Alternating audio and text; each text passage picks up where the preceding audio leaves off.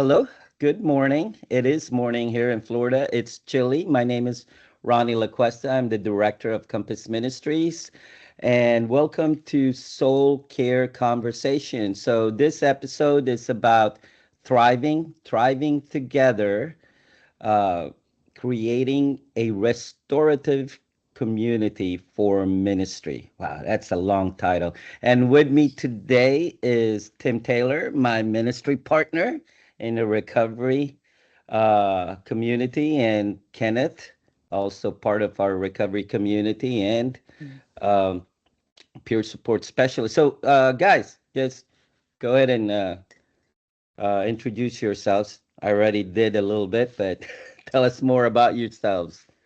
Sure. Yes, I'm Tim. Ronnie, you and I have known each other for a long time. Um, I have been a part of one of the recovery groups with Compass since I think the last 8 years. And because of that experience, I've actually gone into the mental health field in my last stage in the internship phase, which I'm excited about. While also running a small business here in Tampa, which is not recommended, but it keeps life spicy in a good way, though. Yeah. Uh, Yeah. but Compass has always been a part of that, probably the last decade, and I'm excited to partner with you guys.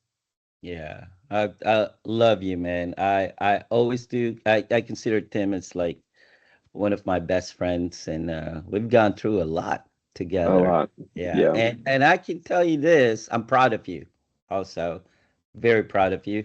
And but I can tell you this, the recovery group would not be the same, or Mm, I don't think it would have started without you. So there you go.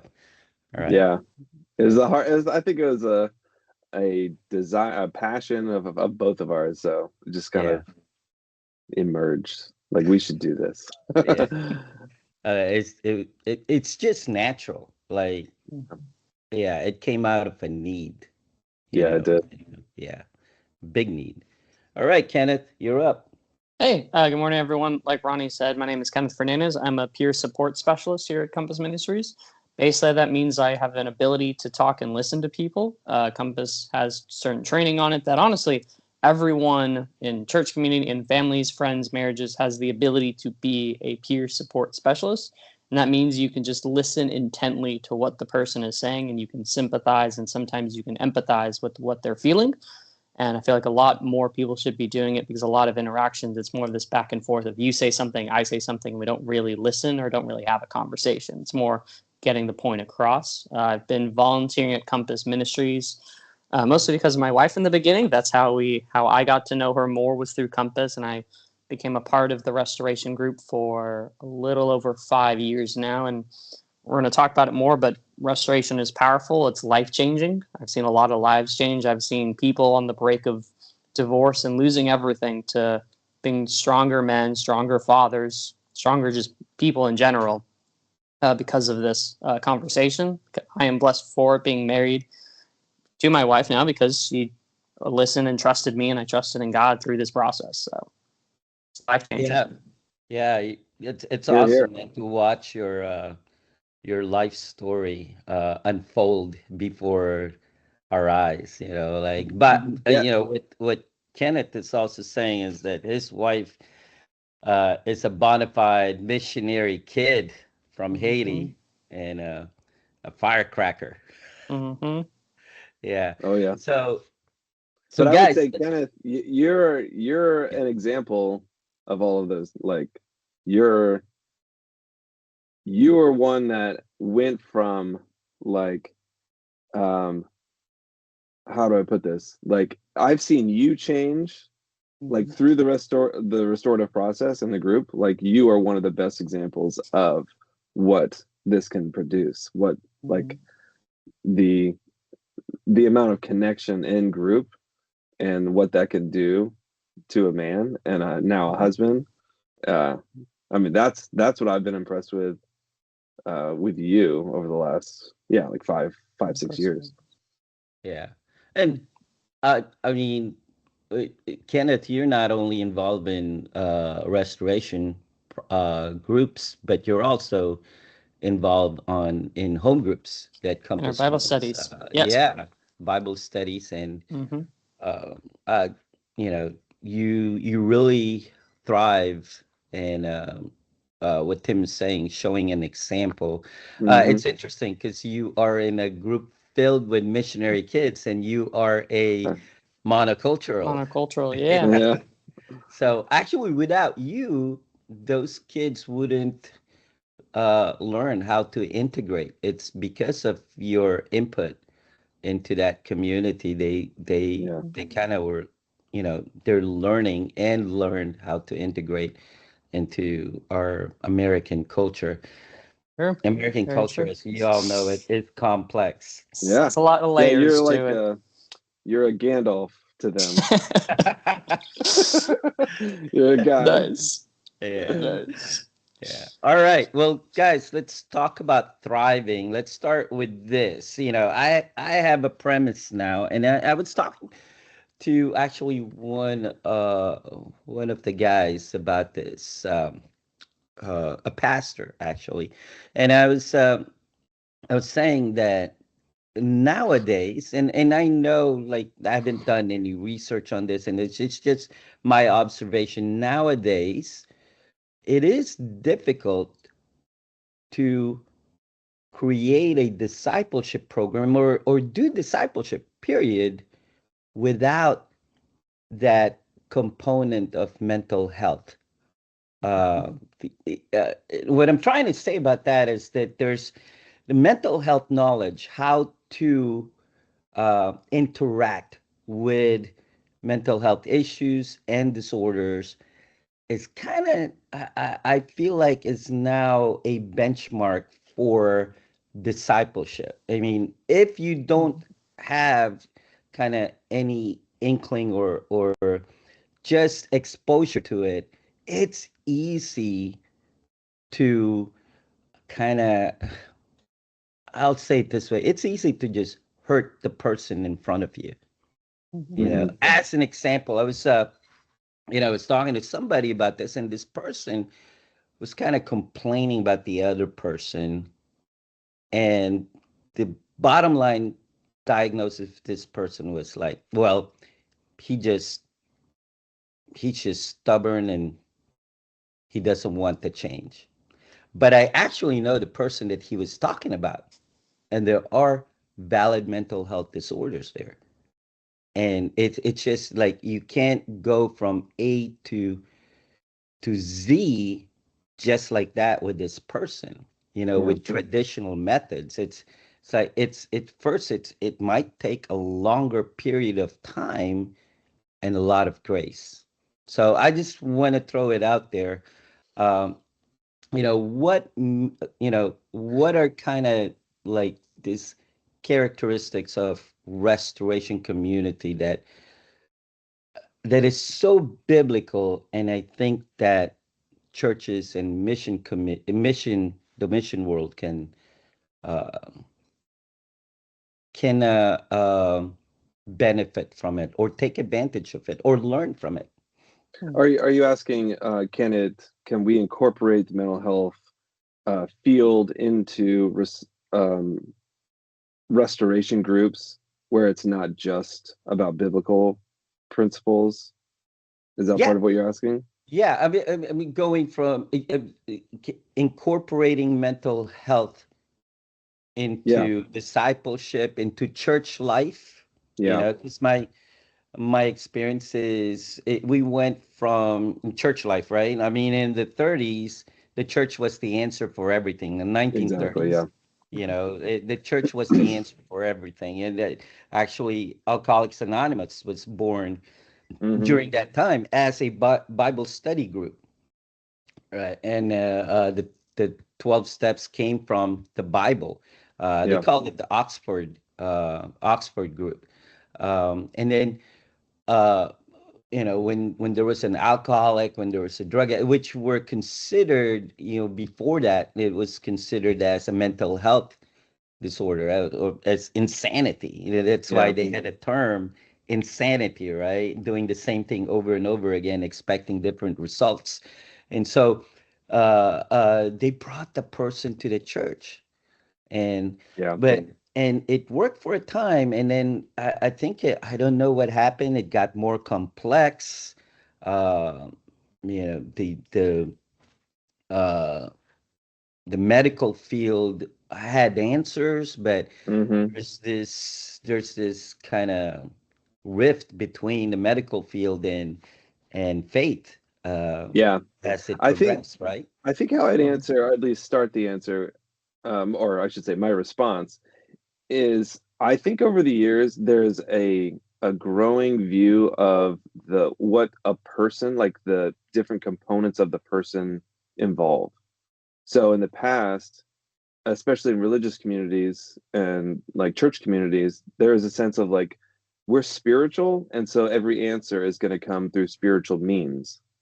Which I would say, yes, as a universal idea, of course, like God can God can intervene and he can restore a person's mind and their maturity process and like all that. But I think over the years, especially including the medical model, they would kind of slow it down a little bit more to say, okay, yes, we are spirit, but we're also body and mind. Hmm. And allowing some of the understanding of how our body works, like chemically, and imbalances and those things as a function of God's design in us, not like as a function of brokenness and like, you know what I mean? Like this is still how we're Yeah. designed. And then also how that works in the mind. So what happens inside of our mind when we experience something severe, something traumatic, something that we can't reverse, something permanent, you know? And I think as communities started to incorporate that, especially around the idea of like um, empathy. If I can put it like that, like I want to like really understand what's happening with this person. Then when we consider, okay, spiritually, they're being, let's say they're being fed in one way. Like I am being connected, or I am connected to a church, to a community, and that's good.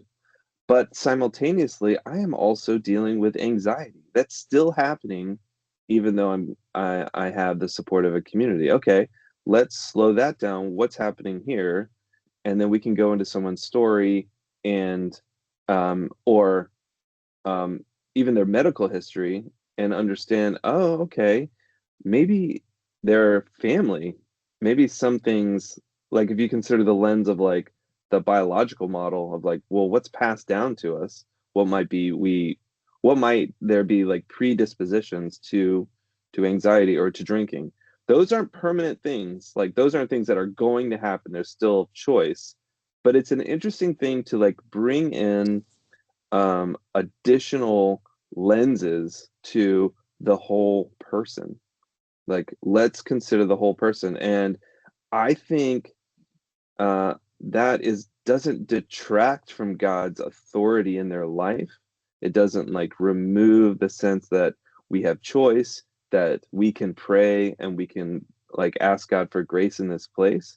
But it doesn't mean that it's necessarily going to come as like a miraculous spiritual awakening in that person for change to happen. I think it's going to be, it can also include the biological part, the mental health part, and that can lead to wholeness in Christ. All at the same time. They can coexist. They can be symbiotic Yeah. in Yeah. that place.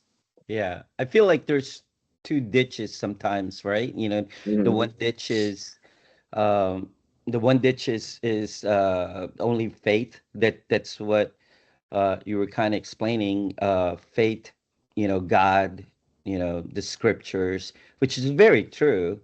But Yeah, then there's also the other ditch where, it's all biological, it's all mental health, it's all, there, yeah, and somehow there's a middle road where there's an integration of both, and it's all God. Yeah. God created everything, And right? I'll say one more thing, and then I'll hand it off to Kenneth. But I think, especially in the religious communities or those church communities, um, and I'm pulling from my experience with addiction, especially addiction connected to Christian men.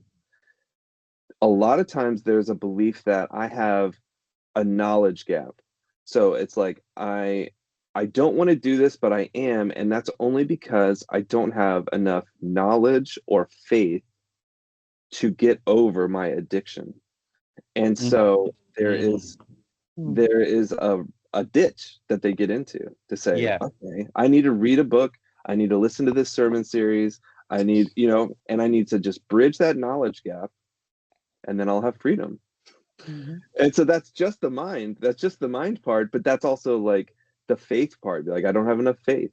I need whatever. And and while yes, that can be a component of it, I don't know if that's always the full answer.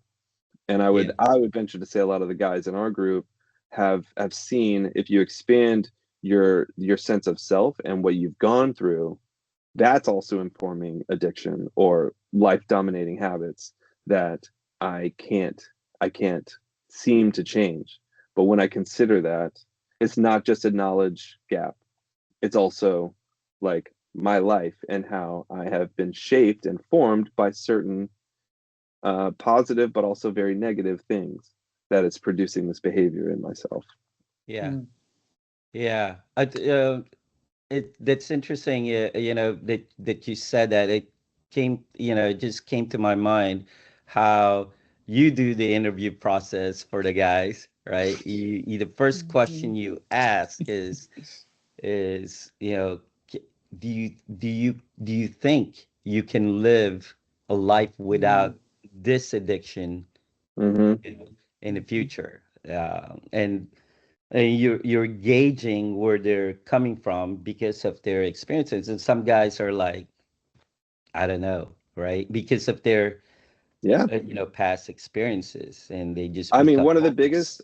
I mean, if you read the materials, like one of the biggest things in terms of overcoming addiction is willingness. Yeah. Like, Mm. and your thoughts about change. Can I change? Because if you're Right. going into a process that you believe that you fundamentally can't change, well, that's a different conversation. Be like, well, then Yeah. what do you want to do here?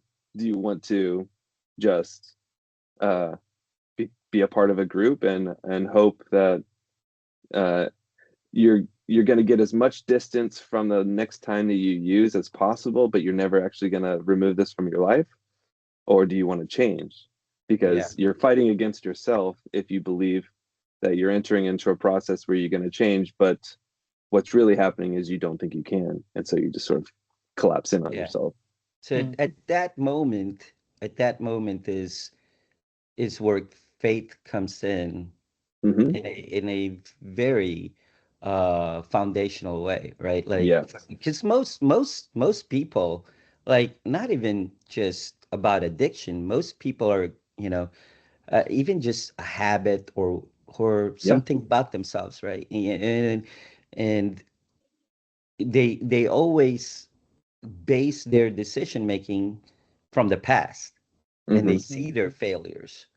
Yeah. So, to actually have that willingness, the willingness to just to and there it goes, to trust God, That's right.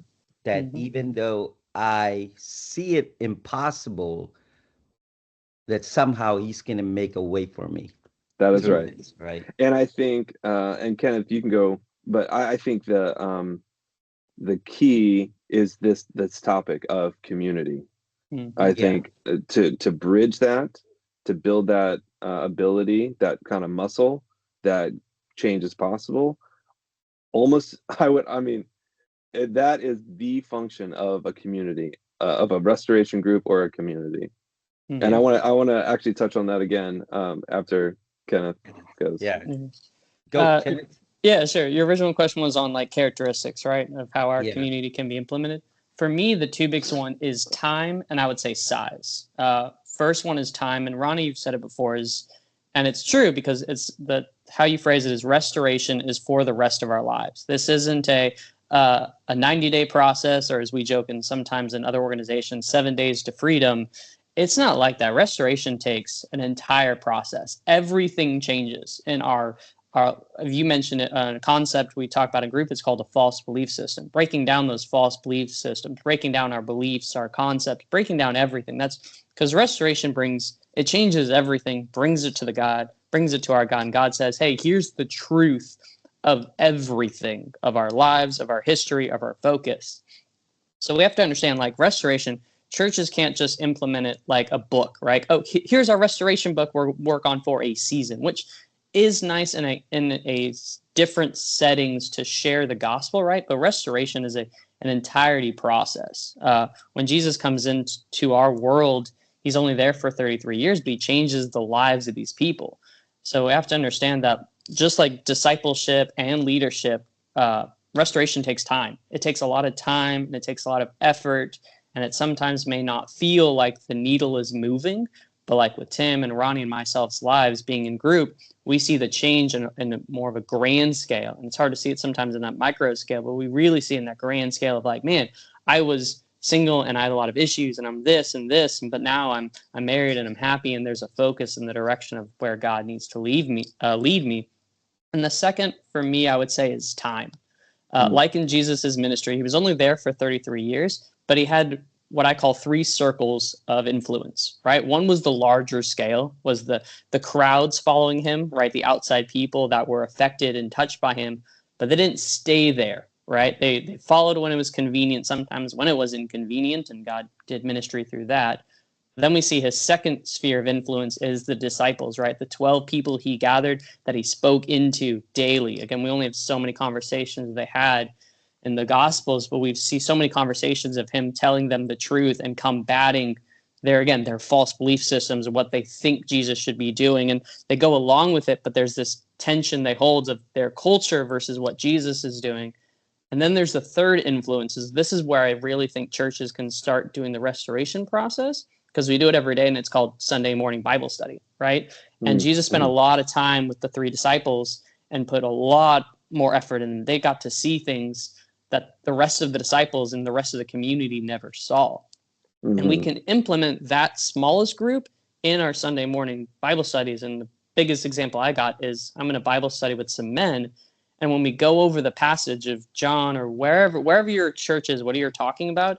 Instead of just answering the simple questions like, what did Jesus do? Relate it to how has Jesus affected you, and start to open up. Oh, I'm so sorry. Keep going. That'll be fine. We'll start implementing it through in your small group Bible studies. You can start implementing it like, hey, how you're feeling and what the truth is, right? Because you can do that. I think it's good to do it in that smaller setting, because I think it's important to have connections with everyone in your church. But we're talking about that restoration community, that there's only certain things in the church that only certain people know, and that's okay. You're not lying to anybody. It's just what that information they hold dear is for that small Bible study, or it could be a pastor or a close friend. So for me, it's all about time, because a lot of people are like, oh, it's going to take forever. And it's like, yeah, nothing is a quick process. Yeah. It takes time. I think that's, I completely agree, Kenneth. Well said. I would add too, I think in those groups, some of the, and this is actually an interesting thing in terms of the different cultures that people are developing these communities in, because a lot of times, we are in America and it's very individualistic, and that's like a cornerstone. Like, I want to have choice at all times. I want to like be master of my own destiny, but other cultures, they live life integrated, like everything is like connected. Yeah. But sometimes that can be so closely knit together that to be vulnerable, to be to share things that might affect people's view about you, and maybe that you struggle with things, then that can undermine your ability to truly be yourself, to truly be like living from your heart. And so I would say one of the foundational aspects of a thriving community, of like developing that, is safety. And to your point, Kenneth, there is the size of the group. So like if you're going to be in a bigger group, then yes, you're not going to be as vulnerable, because that's really not the function of the big group at that point. But you kind of whittle that down as you're talking about, and then you have this sort of more intimate group. But even then, you need to develop a different kind of safety, and that's where the leader is going to come in and say, okay, hey, let's define what we want to do here. Let's define this group, and how can each of us feel safe enough to be vulnerable, because that is part of it. Like part of the thriving, part of the like mental health aspect is to say we live in a broken world and we have lives that have been hurt, and we carry that around. What do I do with this? Because you can't just go to a restaurant, you can't just like be around and just tell everyone your hurts, because they you can't develop a relationship where there's like give and take. If that person's not in your life, then you're just sort of spreading out some of your venting, but that's not like the healing process. You need someone who can, or a community that can consistently meet you where you're at, non-judgmentally, who can, yes, always point you to Christ, and say that this is something that we should share with the Lord. And then I would also add, like, there are blind spots that all of us have, and that might be in our attitudes and in our behaviors, and those need to alight on it too. But all of us are essentially have to give permission to someone to do that. And you're not going to just let someone be like, hey, you seem really angry, and I think we need to talk about that, because that's gonna hit a chord, and you're gonna, and if you're not in a safe place where you know that that person cares about you, then you're gonna get nowhere. You're just gonna, like, your defenses are gonna rise. You might even isolate, and then it's not a group anymore. It's everyone's just walking on eggshells because they don't want to be shamed. So all that to say, I think like the smaller the group, the greater the need for safety as facilitated by the leader. But that's one of the biggest functions of developing that sense that I can share, I can sort of like enter into a growth process without the fear of my entire community talking about me, or being judged by people who don't really have an investment in me but like to gossip, or like sort of that aspect of community. So I just wanted to, I think that's an important aspect of it. That's a good point you guys are making. So it brings up questions in me. And I'm sure everybody's asking this now, right? By the time they're hearing all these things, like, okay, so how do you foster that kind of environment, Mhm. especially in communities that are so large, right? That are big, or even small community where there's a pastor and maybe 50 people. I mean, it's practically the entire church, right? Mhm. So, how do you foster that kind of environment, or how do people get there? How does that community get to that point of vulnerability or those kind of that structure Yeah. without making it into a program, right? Yeah. Yeah. I think, um I think that one aspect, I mean, this is very practical, but opening up, like deciding to have a smaller group. And then I don't know how many people listening to this have tried to, like, let's just say like a Sunday school class, and you offer the class, and then usually there is an influx of people, and then by week 3 It starts getting it's smaller. smaller, it's smaller. But Mm-hmm. that's interesting data to say, okay, there is interest in this topic, but there's only so many people that are willing to move through the material and really engage it. Because a lot of times, especially if you're gonna, like, let's say it's going to be more of an intimate group, like a vulnerable group, then that's going to be uncomfortable. There's discomfort in that. And so the willingness to talk about things. Can I stand in this discomfort that I'm not used to?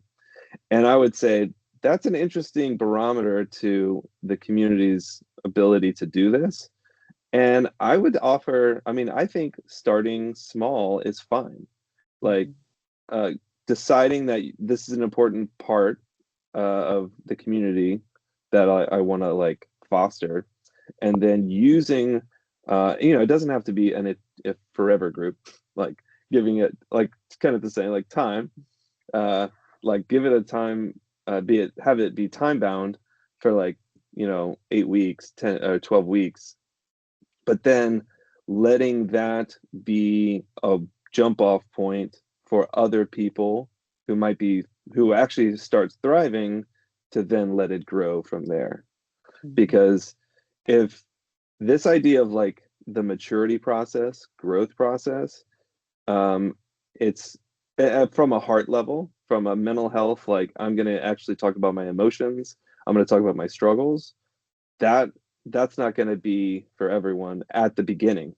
They need people to be able to then go out and say, hey, this really helped me. Like, or other people are going to notice, like, hey, you're different. And then that's going to plant that seed to be like, okay, maybe that's where you're kind of facing those beliefs.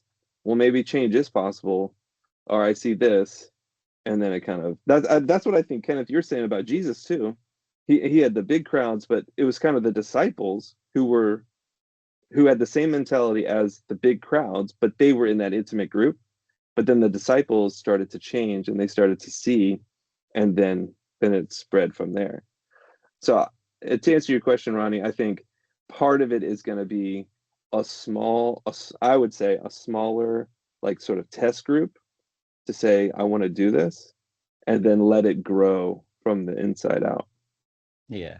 But the bigger premise to this that we're talking about is yeah, and I'm thinking about where we're at right now Mm-hmm. in our recovery group and groups. We've worked for the last 4 or 5 years of helping people heal this particular group from their pain and hurt from the past. Addiction is just a symptom. Now, remove addiction out of the Yeah. way once, it's about a year or so. The next 3 to 5 years is really like more about the pain, the hurt, the trauma, all Yeah. those, because addiction is actually dual diagnosis. There's Mm-hmm. always something else going on. And now we're getting into religious hurt, church Mm-hmm. hurt, Yeah. religious trauma, church trauma, because and for the most part, a lot of the people that got hurt from the church, Yeah. um, a lot of them it's not because they went into a cult. It's because of just relational Mm-hmm. issues, relational problems, or maybe an immature leader, or a leader that didn't know how to deal with uh, um, emotional hurt or trauma or pain and things like that, or whatever the case may be. And so I'm bringing this to attention, and want to ask you guys, like, as with those small groups per se, how how can that, let me phrase it this way, like, why would a church want to do that to begin with? Okay, I It's think good. that's the question going on. Like, okay, you guys are talking about small groups, all these things, and restoration. What for? Why? Because there's a lot of healthy churches out there, Yeah. per se. Yeah. So what are we bringing to the table here? Why are we talking about this? It's good. Good, Yeah, Kenneth. I gotcha. I think the hardest thing, like what you're kind of bringing up, Ronnie, is we kind of bring up in group. It's called hugging the cactus, right? It's this concept of like, right, like what you're saying, Ronnie. How can a person who was in a church, seemingly healthy, was burned by the pastor, was burned by leadership, or something happened, and they're like, and they go to a response of like, oh, I don't want to get help, but to get help, we have to go back into that church. And that's a really hard thing for a lot of people, is going back into that church-like community, because that's, again, we go back to, that's where real community and I think real connection happen. And again, it just takes time and the recognition that like we have to kind of open our eyes and say church is made for hurt people, right? Jesus Christ called the church. Wait, say that again. Say that again, Kenneth. What did I say? It's made for hurt people, right? Yes. That's right. Because Jesus Christ, when he said like the sick don't need, the healthy don't need a doctor, the sick do. And that's, the church is a hospital. It's a hospital, but it's also a battleship front on against trying to for the gospel. But it's really a hospital for the sick and the hurt. It is made of hurt people, and and it's a sad reality. It goes back to our broken world. You're gonna sadly get hurt by hurt people. Hurt people. It's messy. And it's messy. And that's, but that's where restoration occurs, in the messiness. We don't walk into church every Sunday, put on a mask and say, I'm fine, you're fine, we're all fine. And I've realized in years past, like fine doesn't really what it means really. And that's, again, I think that's where restoration occurs, in the messiness. And I think maybe for a lot of people, if they're not ready for going back to a church community, maybe going into a Bible study like community, like Compass offers, where it's a Bible study, but it's not under the roof of a church, because sometimes with a church, there's a certain like stigma or certain expectation of what it is. So maybe it's good. Another characteristic, people can find a Bible study that's biblically based, but not under a church. So they're a little bit more freer and get some more opportunities to connect with people. Again, because this Bible study is separate, it doesn't go back to their church and like gossip and conversations and talking and all that. Again, they're not held to the standard. They can open up and be free a little bit more and have a Bible study like community and I think that's important for that Bible study like community, to set that expectation and standard, be like, hey, yes, we'll be talking about the Word of God, but the priority and our priority is to talk about our healings and our hurts and open it up to listening and having a conversation, more than just Bible study, answer questions, application question, leave. Yeah, right. So, guys, we got a couple more minutes left. This is such a big subject that I think, and really this time I'm serious. We're going to make a series out of this and break it down, and kind of do this on a monthly basis. What do you say, Tim? We'll just break, because there's a lot here. There's a lot here. So much. Because, and I really think that you're right, Kenneth, and this is what Jesus said. The church is a place of restoration, but it's scary. It's scary for a lot of pastors. It's scary for a lot of leaders, because a lot of times they went into seminary or leadership training.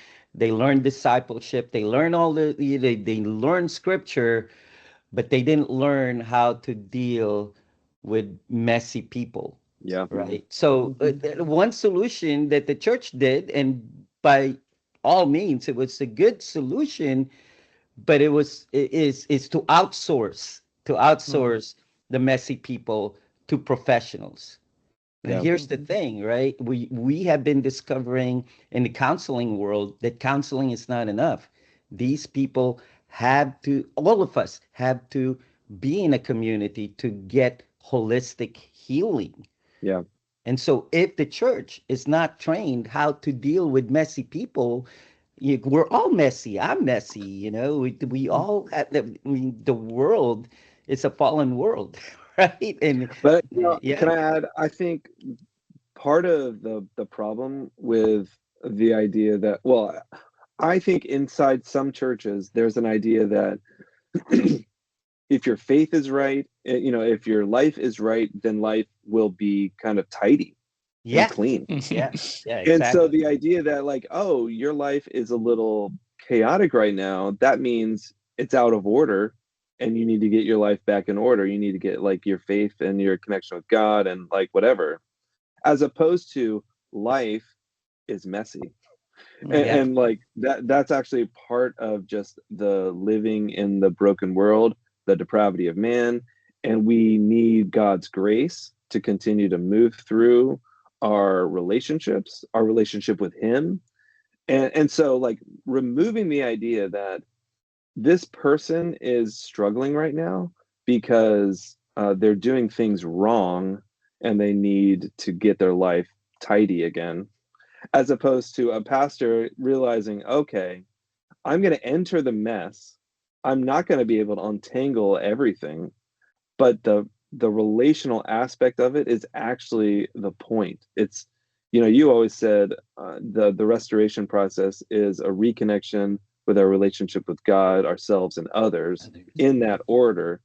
And a lot of times there's been a disorientation of our relationship with God Mm. because our lives are messy, and we internalize that as I'm not good enough.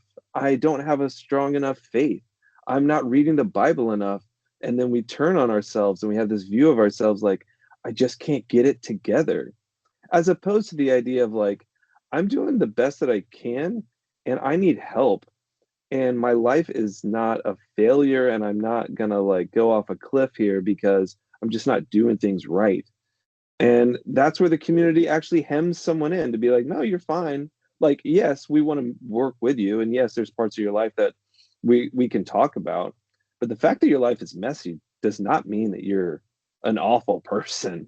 You Yeah. know, like, Yeah. and so to just change the paradigm a little to say, okay, life doesn't have to look a certain way for you to be okay. And like, you know what I mean? But I think sometimes those pastors can think, okay, we got to get our lives to look a certain way Yeah. or you're doing it wrong. Pastors and missionaries, hence the unnecessary pressure comes on them, Exactly. Mhm. right? And And I've been told as a counselor in training, the more that you can just sit with someone and just be with them in that uncomfortable place, the more healing can actually happen because yeah, you're okay with that person's situation. And it's not about the knowledge gap. It's not about giving advice because everyone's read a diet book. Everyone knows how to eat right, but there's things that like they're not doing it. And that's to be able to like, yeah, it's hard. It's hard to lose weight. yeah, It's hard to yeah, live this life of faith. And I'm with you.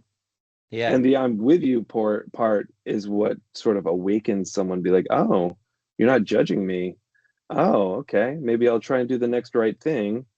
And then over time, you find yourself in a different place. And it's really about the connectedness of someone being able to stand in the discomfort with you over the long haul in that safe place. yeah. Just being there, just Hmm. being there, not fixing the other person, That is correct. being there. Sometimes, and then I want to close with this. It's how do you show love to people? Mm, It's not by fixing them. It's by being there and listening to them. And I think a lot of times in Christianity in church we're so fearful of um, that if we hug the person or if we listen to the person hmm. that we will be misconstrued as condoning the bad That's right. behavior, right? That's right. So we react so much, and then that's what makes a lot of Christians uncomfortable with messy people, with sinners, right? So Hmm. yeah, so listening, so that's a good point, Tim. And unfortunately we run out of time, but uh guys, you want to do this, you want to go break this down some more in the Let's do next 12 months, and Let's do it. yeah, I think it's very needed, and I really believe in the reason we're doing this, and we want to help. We're not experts, regardless of what the synopsis say, right? it.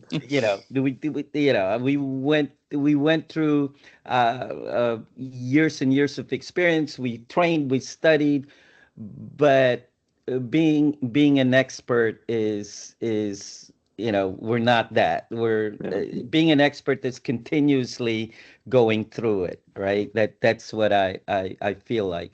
And so but we want to share our experiences, and we want to see the church actually become that community, that thriving community that can welcome, have that environment to welcome messy people and not be afraid of them. So with that, thank you, Tim. Appreciate you. You Absolutely. are leaving for vacation just as I am. We didn't know Yep. this until, well, I found out like last night, but Tim and I are actually going to the same city. Yeah, We it's didn't crazy. realize it. So, in about a few hours, right? Kenneth, Yes. thank you again for being part of Compass, being with us. Mhm. And most of all, thank you for just loving. Kenneth married my adopted daughter. So, you have been a tremendous influence in her life, and Yes. watching you both grow is an amazing thing. So I love you Yes. both, and for you all, until next time, thank you for joining us.